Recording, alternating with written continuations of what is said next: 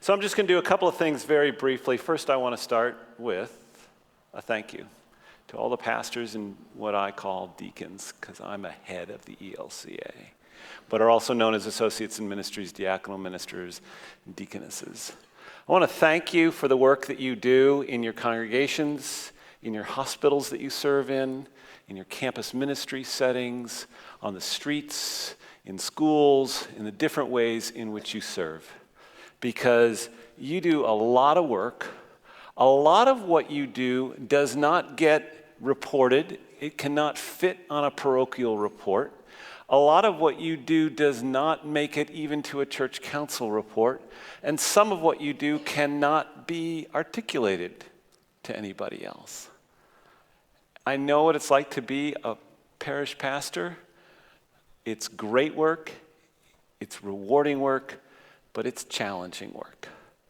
And so I just want you to know that I appreciate what you do, and I think it would be appropriate for all of us who are not ordained or commissioned people to give a warm round of applause to our pastors and deacons.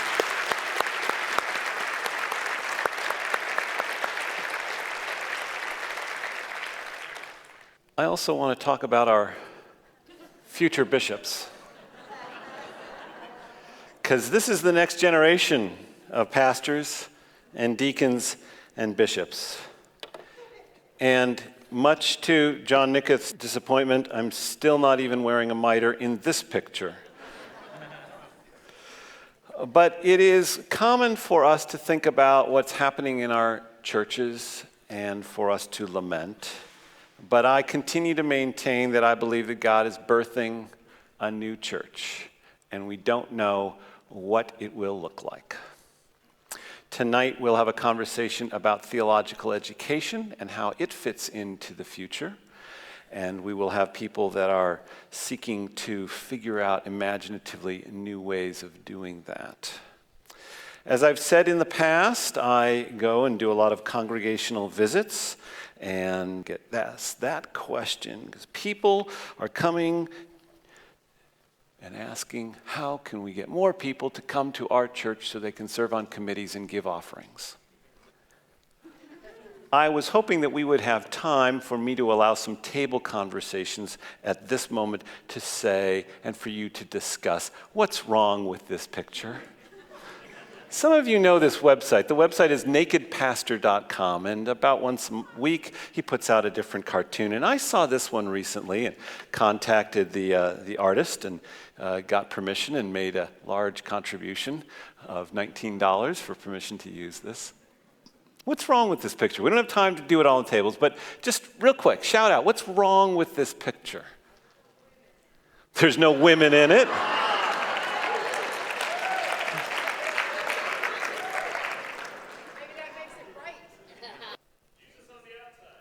Jesus is on the outside, trying to get in. Why is that wrong? We should be trying to get out of the church where Jesus already is. That's the fundamental shift that needs to happen in all of our ministries. It is not about getting Jesus inside the church. It's about us getting outside the buildings into our neighborhoods and discovering what God is doing. Now, if we had time, I would also ask you to sit and spend a good chunk of time to talk about these questions. These are not necessarily new, but God is birthing something new. And so these are 3 questions that I've come across. And what is your church willing to change or even give up in order to connect better with the local community? How well does your church serve its surrounding community?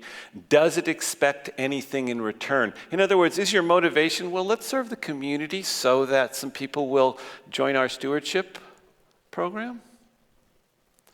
How could your church building be used more effectively during the week to better serve community needs? These are the questions. The question is not what's one easy thing we can do to get more people to come. These are the questions we need to be asking. And I believe if we work at these questions and live into these questions, then the other will happen.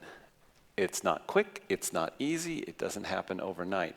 But this is the fundamental shift. Now, some of you have heard me talk about this before, and you're thinking, yeah, there he goes again. Well, I hate to tell you, I hate to disappoint you, but I'm going to keep talking about this until all 180 congregations of the New England Synod get it. Because this is the shift. This is the only way. This is the only way forward.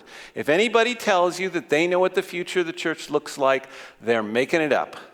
They might have stayed at a Holiday Inn last night. That's the only thing that I know. We do not know what the church of the future is going to look like, but what we do know is that simply staying in our buildings and focusing on our internal operations is not the future. So it's kind of like Corinthians 13. There's only two things that Paul says. Love is, patient and kind. And then he goes through, it's not, all those other things. So the future of the church, we know what it isn't. It's not staying and focusing on ourselves. So what we're going to be talking about this evening is really what kind of leadership do we need for this new thing that God is birthing. Now, very briefly, and some of you have seen this graph. This is a graph that shows, the bar graph, that shows the number of clergy that are serving in congregations and how old they are. So at the one far left-hand side, it starts at age 26, and then it goes from there on up, and you will see the large wave peaking at age 61. Do we have any clergy in the room that are 61 that are willing to admit that? All right, we have quite a few. So congratulations, 61-year-olds. You are the peak. There are more 61-year-olds of any other age. And you will see, so now you just go, okay, so what happens if you let's add 7 years to this graph? What do you see that I see? A lot of clergy are retiring. All right?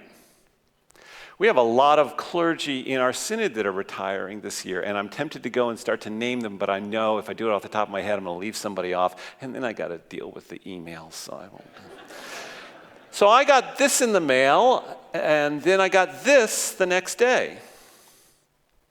This is showing the ELCA Masters of Divinity enrollment. Now, it kind of should be flipped around, but it's the way I got it, and I wasn't going to redo it. So it shows the first column, 2015-16 enrollment. Just go down to the very bottom, you'll see 735. Then go all the way to the other side. 10 years ago, there were 1,252. So that's a drop of, 45%? So you put those two things together, and you start to say, what does this mean? What are we in New England doing, and what do we need to do? So very, very briefly.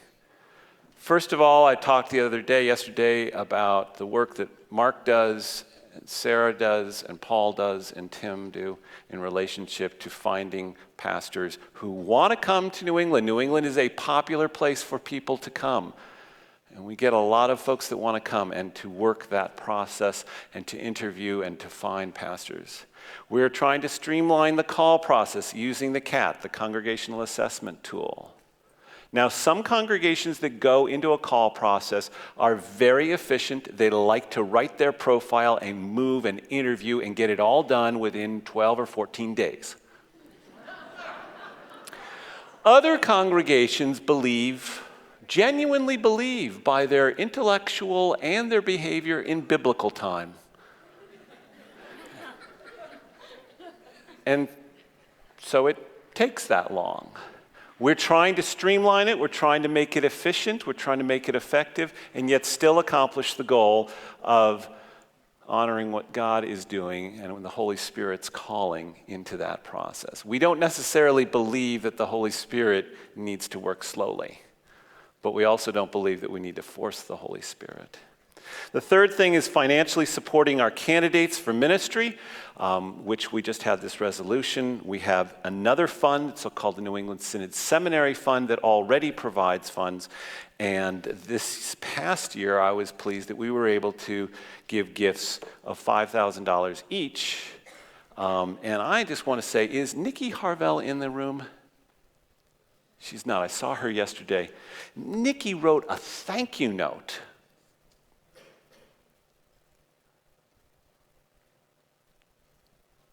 We sent out several $5,000 grants. We got a thank you note. Okay, I'm feeling better now. The last thing I want to highlight on this is we are exploring alternative leadership models. And what I mean by that, just very briefly, is our lay school of ministry, which we had the graduation today, and the Spanish language is also, we are starting to look in, Tim Roser has a team of people looking into a future where we are going to need some kind of licensed lay ministers, primarily in two places, in very, very rural settings and in urban settings. And the reason we're going to have to look at that option is just because those are going to be in settings that financially in the future are not going to be able to afford a professionally trained person, whether they are a pastor or a deacon. So what we are trying to do is build a farm system for the future through these lay schools and through this system. In the future, there will be pastors that serve full-time and part-time. There will be deacons that serve congregations full-time and part-time. There will be licensed lay leaders serving congregations, most likely very, very part-time, possibly even voluntarily. And of course, there will also be ecumenical clergy.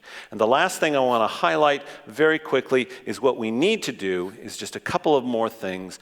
One is to intentionally invite young people to consider church leadership. And the best age to start that conversation is middle school. We wait too long in the church. We wait until we see people in high school or in college, and then we talk to them. No, 5th through 8th grade is, all kinds of studies have been done, that is where many people, someone first talked to them.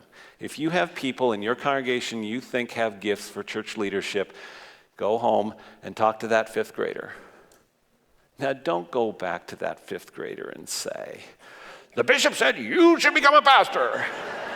You know what I'm talking about. We need to make it financially possible, which Kathleen highlighted the expenses outside of tuition. We need to make it financially possible. I would love it if we could get to the point where if we have qualified people who want to be in professional church leadership roles, if they can go to their seminary graduate education and they go zero cost to them, but it's a grant that they have to repay by 5 years of service in the New England Synod.